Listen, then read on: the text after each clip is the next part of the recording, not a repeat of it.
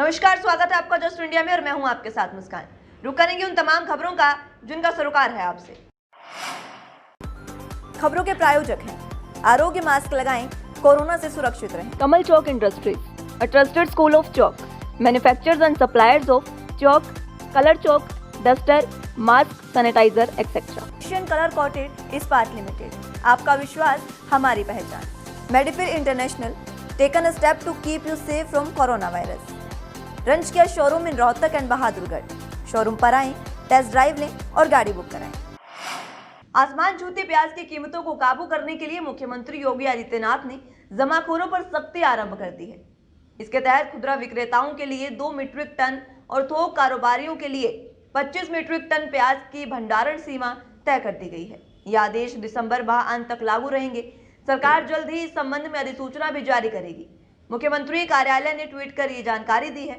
इससे पूर्व गत 23 अक्टूबर को केंद्र सरकार ने इस संबंध में एडवाइजरी भी जारी की थी। भंडारण सीमा लागू करने से पहले व्यापारियों को 3 दिन का समय दिया जाएगा। व्यापारियों की छंटाई और पैकिंग का काम 3 दिन में पूरा कर लेना होगा। इसके बाद स्टॉक की सीमा लागू होगी। कुछ जिलों में प्याज की कीमतों में अचानक आई उछाल को नियंत्रित करने के लिए मुख्यमंत्री योगी आदित्यनाथ ने अधिकारियों को सख्त निर्देश दिए हैं। दाल और सब्जियों की बेलगाम कीमतों पर चिंता व्यक्त करते हुए मुख्यमंत्री योगी आदित्यनाथ ने कहा कि जमाखोरी करने वालों पर कड़ी कार्रवाई की जाएगी और उन्हें निर्देश भी दिए गए। उन्होंने कहा कि सरकार के लिए किसानों और आम जनता का हित सर्वोपरि है। ये सुनिश्चित कराएं कि किसान को उपज का उचित मूल्य मिले और आमजन को आवश्यक खाद्य सामग्री सही कीमत पर उपलब्ध हो। वहीं उत्तर प्रदेश के कुशीनगर के कप्तानगंज कस्बे में मंगल की बाजार में रिहायशी एरिया में स्थित अवैध पटाखा गोदाम में बुधवार सुबह आग लग गई। हादसे में 4 लोग जिंदा जल गए हैं जबकि 9 लोग गंभीर रूप से घायल हुए हैं। गोदाम के अंदर रखे पटाखों की आवाज सुन और उठते धुएं को देख पूरा मोहल्ला सकते में आ गया है।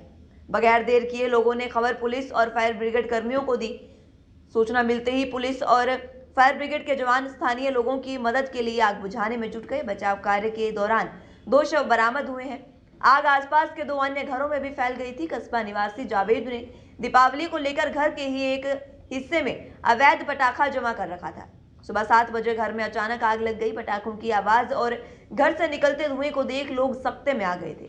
बगैर देर किए किसी ने भी खबर पुलिस को दी, फायर ब्रिगेड को दी, जिसके बाद मौके पर पहुंची फायर ब्रिगेड ने आग पर काबू पाया। वहीं मथुरा के नंद भवन परिसर में नमाज अदा करने का मामला सामने आने के बाद मंगलवार को विनापुर गांव स्थित मस्जिद में एक बीजेपी नेता द्वारा हनुमान चालीसा का पाठ किया गया। शाम होते होते इंटरनेट मीडिया पर यह पूरा वीडियो वायरल होने लगा। वहीं विप जिला मंत्री पन्नन राणा ने सोमवार को बड़ौद स्थित मस्जिद में हनुमान चालीसा का पाठ करने की घोषणा भी की थी। इसी को लेकर मुस्लिम समुदाय के लोगों ने मुलाकात भी की। वायरल वीडियो में गांव डगरपुर निवासी भारतीय जनता पार्टी के नेता मनुपाल बंसल मस्जिद के मौलाना अली हसन से पहले अनुमति लेते हैं। अनुमति लेने के बाद मनुपाल बंसल वहीं बैठकर पहले गायत्री मंत्र और उसके बाद हनुमान चालीसा का पाठ करते हैं। वायरल वीडियो में उन्होंने अपील भी की कि कोई भी ऐसे मामलों को तूल न दे। दूसरी ओर बीजेपी के जिलाध्यक्ष सूरजपाल ने बताया कि पार्टी की जिला कार्यकारिणी के सदस्य मनुपाल ने मौलाना की अनुमति से ही मस्जिद में हनुमान चालीसा का पाठ किया है। इधर वायरल वीडियो में मस्जिद के मौलाना अली हसन कह रहे हैं कि खुदा या भगवान सभी एक हैं, कहीं भी बैठकर ऊपर वाले की इबादत की जा सकती है। उत्तर प्रदेश की राजधानी लखनऊ में बीते 24 घंटे में तापमान लखनऊ के वायु प्रदूषण में 16 पॉइंट की बढ़ोतरी हुई है। राजधानी की एयर क्वालिटी इंडेक्स 332 तक पहुंच गया है। इस संख्या में वायु प्रदूषण के मानकों में अत्यंत खराब कहा जाता है। हवा में PM10 और PM2.5 की मात्रा बढ़ने पर राज्य प्रदूषण नियंत्रण बोर्ड की छापेमार टीमों ने प्रदूषण करने वाले 2 दर्जनों से अधिक उद्योगों का औचक निरीक्षण किया। इनमें 13 उद्योगों में वायु प्रदूषण के मानकों का उल्लंघन पाया गया है। बोर्ड प्रशासन ने सभी उद्योगों को कारण बताओ नोटिस भी जारी करके 15 दिन में जवाब देने को कहा। प्रदूषण नियंत्रण बोर्ड के निर्देशों का सरकारी विभाग सख्ती से अनुपालन कराने में नाकाम साबित हो रही है। बोर्ड की सख्ती के चलते बीते 1 सप्ताह तक लखनऊ की AQI अन्य स्थानों से काफी बेहतर रही। वहीं रविवार से राजधानी की हवा लगातार अत्यंत खराब स्तर पर पहुंच गई है। हवा PM2.5 की मात्रा बढ़ने से राजधानी की हवा अत्यंत खराब स्तर पर पहुंच गई है। वहीं यूपी में फिर एक बार बड़ा प्रशासनिक फेरबदल हुआ, जहां उत्तर प्रदेश सरकार ने 4 IAS अफसरों के तबादले कर दिए हैं। अलीगढ़ के नगर आयुक्त सत्य प्रकाश पटेल को सचिवालय प्रशासन विभाग में विशेष सचिव बनाया गया। लखनऊ के मुख्य विकास अधिकारी मनीष बंसल को नगर आयुक्त मेरठ के पद पर भेजा गया है। गाजीपुर के ज्वाइंट मजिस्ट्रेट प्रभास कुमार को लखनऊ का प्रभारी मुख्य विकास अधिकारी बनाया गया। वहीं अलीगढ़ विकास प्राधिकरण के उपाध्यक्ष प्रेम रंजन सिंह को नगर आयुक्त अलीगढ़ का अतिरिक्त प्रभार सौंपा गया है। वहीं राजस्व परिषद के कुछ न्यायिक निर्णयों पर उठे सवालों के बीच शासन ने राजस्व परिषद के सदस्य डॉक्टर गुरदीप सिंह और सदस्य राजीव शर्मा को हटाकर प्रतीक्षा रद्द कर दिया है। सूत्रों का कहना है कि ये मामले सरकारी संपत्ति पर अतिक्रमण से संबंधित हैं। इन फैसलों से शासन के लिए असहज स्थिति पैदा हो गई है। 1985 बैच के वरिष्ठ आईएएस अधिकारी गुरदीप सिंह का रिटायरमेंट अगले महीने है, जबकि 2006 बैच के आईएएस अफसर राजीव शर्मा अगले वर्ष सेवानिवृत्त होने वाले हैं। राजीव शर्मा इससे पहले विशेष सचिव नगर विकास के पद पर कार्यरत थे। त्योहारी सीजन में दिल्ली वालों के लिए चौतरफा मुसीबत पैदा हो गई है। घर से बाहर निकलना दुश्वार हो गया है। कोरोना के रिकॉर्ड केस और बढ़ते प्रदूषण के बीच बाजारों में बढ़ती भीड़ ने दिल्ली के संकट को और गहरा कर दिया है। दिल्ली में लगातार कोरोना वायरस पर कहर बढ़ता जा रहा है। एक बार फिर से दिल्ली में कोरोना वायरस के मरीजों की संख्या ने सारे रिकॉर्ड तोड़ दिए हैं। पिछले 24 घंटे में दिल्ली में कोरोना वायरस के 6,725 नए मामले सामने आए और 48 लोगों की कोरोना वायरस के कारण मौत भी हो गई है। इसके साथ ही दिल्ली में कोरोना वायरस के मरीजों की संख्या 4 लाख के पार हो गई है।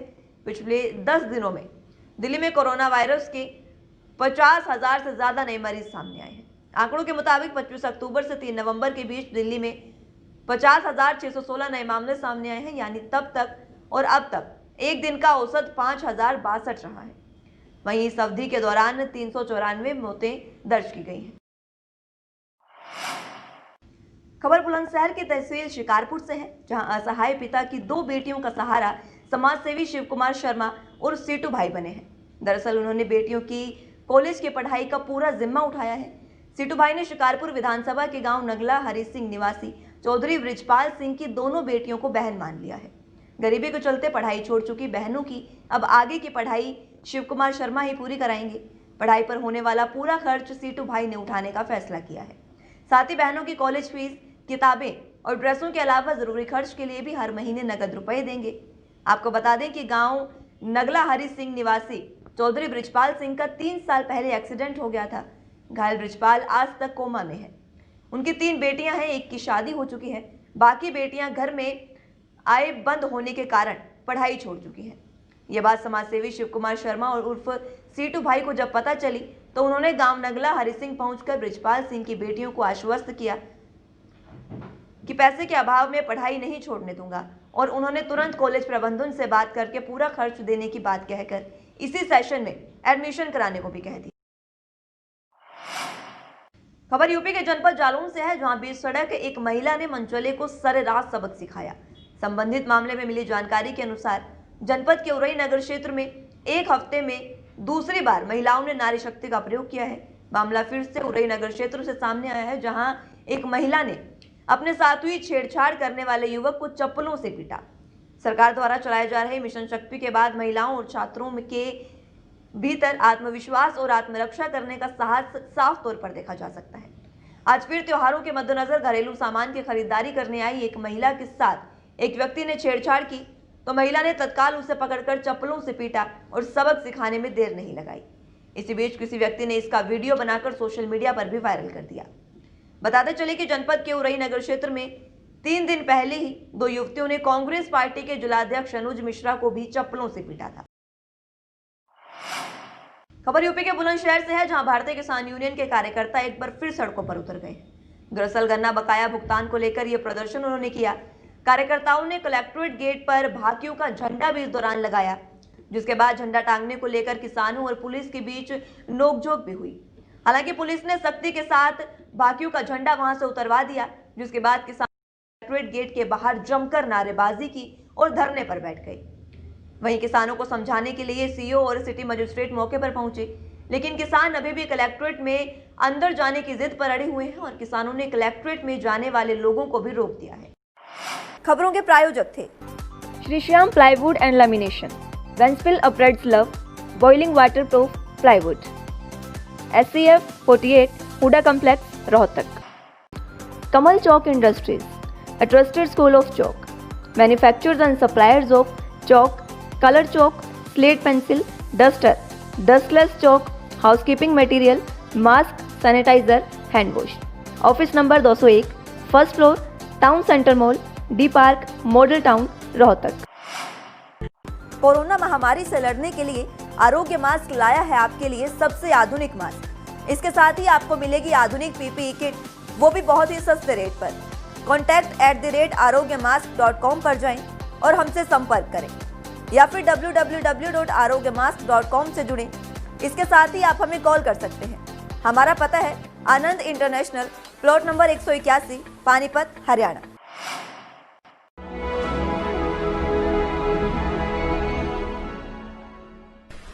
चाचा, आपने नया घर बनवाया है तो घर की छत पर कौन सी शीट लगवाई है? बेटा, मैंने अपने घर की छत पर एशियन शीट लगवाई है क्योंकि वो कभी न मिटने वाले ओरिजिनल निशान की चादरें हैं। साथ में ISI का चिन्ह, 5 साल की वारंटी के साथ साथ पैसों का सही मूल्य देने वाली वही इकलौती शीट्स हैं। क्योंकि नाम नहीं, पहचान जरूरी है। फिलहाल के लिए इतना ही। जुड़ रहिए जस्ट इंडिया के साथ। नमस्कार।